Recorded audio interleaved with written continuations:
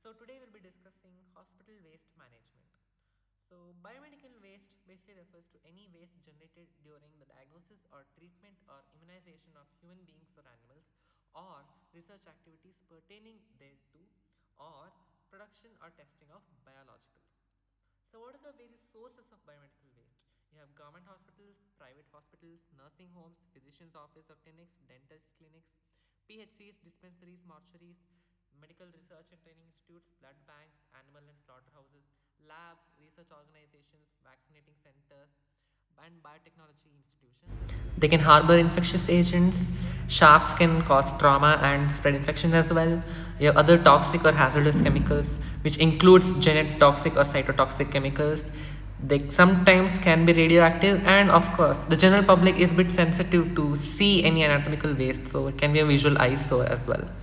So coming to the treatment and disposal techniques of various types of waste. You have incineration. You should know the materials that you can and cannot incinerate. And then there are three types: double chamber pyrolytic incinerators, single chamber furnaces with static grates, and rotary kilns. Next, you have chemical disinfection and wet and dry thermal treatment, in which you have wet thermal treatment and a screw feed technique. We have microwave irradiation, land disposal, inertization. Now coming to the color coding of biomedical waste, which is handy once you set foot in postings. So we have yellow wastes, which are non-recyclable contaminated wastes that are discarded in a yellow plastic bag. Can be anatomical waste, expired drugs, discarded linen, or laboratory waste. So laboratory waste requires a bit of pre-treatment with non-chlorinated chemicals, and then it undergoes incineration. The rest of them undergo either incineration or plasma pyrolysis.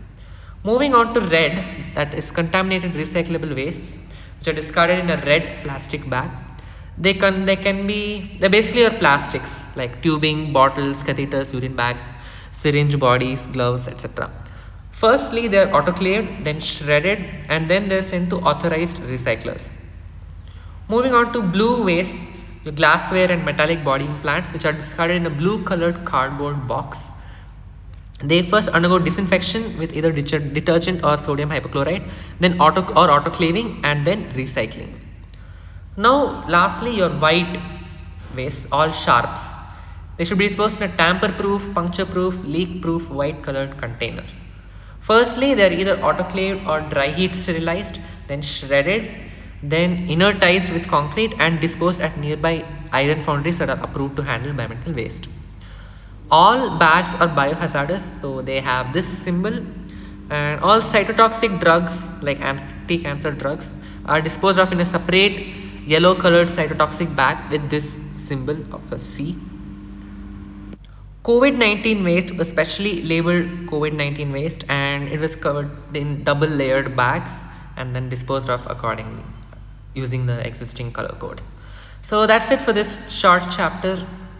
Hope this helps in your exam prep and in postings as well. So thanks for watching. See you soon. Stay tuned for the next one.